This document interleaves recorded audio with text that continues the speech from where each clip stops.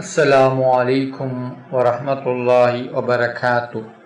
പ്രിയപ്പെട്ട സഹോദര സഹോദരിമാരെ, ഇന്നത്തെ മജ്ലിസിൽ ചൊല്ലുന്ന ദിക്ർ ഏറ്റവും മഹത്തായ നമ്മുടെ എല്ലാ പ്രയാസങ്ങളും എല്ലാ ബുദ്ധിമുട്ടുകളും മാറിക്കിട്ടുന്ന, നമ്മുടെ ഉദ്ദേശങ്ങൾ പെട്ടെന്ന് പൂർത്തിയായി കിട്ടുന്ന, നമ്മുടെ ആഗ്രഹങ്ങൾ പെട്ടെന്ന് സഫലമായി കിട്ടുന്ന ഒരു അത്ഭുത ദിക്റാണ്. നമ്മുടെ എല്ലാവിധ പ്രയാസങ്ങൾക്കും ബുദ്ധിമുട്ടുകൾക്കും പരിഹാരമാണ് ഈ ദിക്ർ. സാമ്പത്തികമായി കഷ്ടപ്പെടുന്നവർ ഈ ദിക്ർ പതിവായി ചൊല്ലിയാൽ അവന് സമ്പത്ത് വന്ന് നിറയും. ഉദ്ദേശങ്ങളും ആഗ്രഹങ്ങളും പൂവണിയാൻ ഈ ദിക്ർ മതിയാകുന്നതാണ്. ഈ ദിക്ർ നാം പതിവായി ചൊല്ലിയാൽ നമ്മുടെ ഒരു ദോഷങ്ങൾ പോലും ബാക്കിയുണ്ടാവില്ല. അത് കരിച്ചു കളയുന്ന ഒരു അത്ഭുത ദിക്റാണിത്. ഏതാണ് ഈ ദിക്ർ? അസ്തഗ്ഫിറുല്ലാഹൽ അലീം എന്ന ദിക്ർ. ഈ ദിക്റിന് ഒരുപാട് മഹത്വങ്ങളും നേട്ടങ്ങളുമുണ്ട്. അല്ലാഹു സുബ്ഹാനഹു തആല ഖുർആനിലൂടെ പറയുന്നു, അല്ലാഹു സുബ്ഹാനഹു തആല ഏറെ പൊറുക്കുന്നവനാണ്. എത്ര തെറ്റുകൾ ചെയ്താലും അവൻ പൊറുത്തുകൊണ്ടേയിരിക്കും. മനസ്സറിഞ്ഞ് ആത്മാർത്ഥമായി അള്ളാഹുവിനോട് മാപ്പ് ചോദിച്ചാൽ അവൻ പൊറുത്തു തരും, തീർച്ച. അതിൽ യാതൊരു സംശയവുമില്ല. തെറ്റ് ചെയ്തു പോയ ഉടനെ ഖേദിച്ച് മടങ്ങുക എന്നുള്ളത് ഒരു മുഅ്മിനിന്റെ അടയാളമാണ്.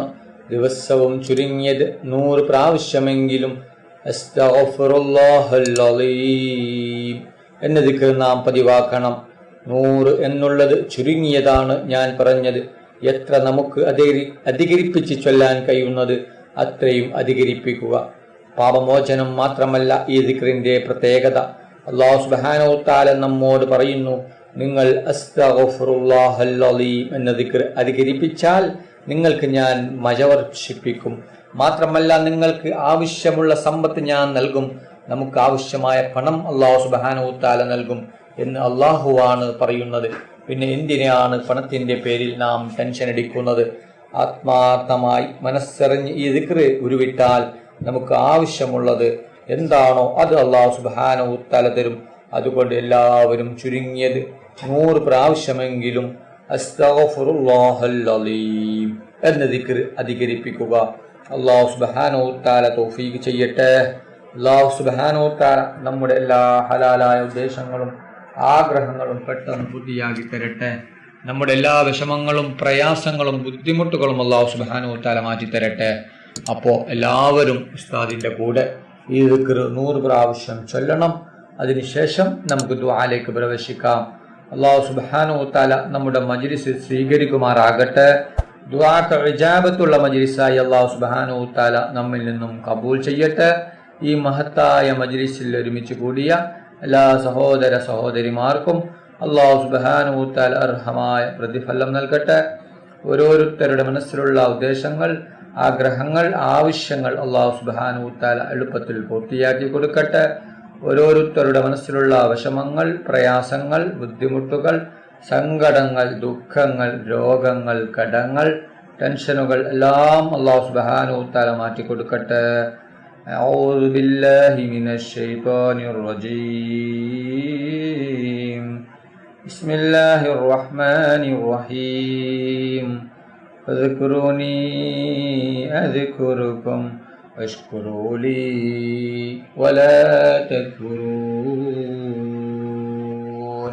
لا إله إلا الله، لا إله إلا الله، لا إله إلا الله، لا إله إلا الله، لا إله إلا الله، لا إله إلا الله، لا إله إلا الله، لا إله إلا الله، لا إله إلا الله، لا إله إلا الله، لا إله إلا الله، لا إله إلا الله، لا إله إلا الله، لا إله إلا الله، لا إله إلا الله، لا إله إلا الله، لا إله إلا الله، لا إله إلا الله،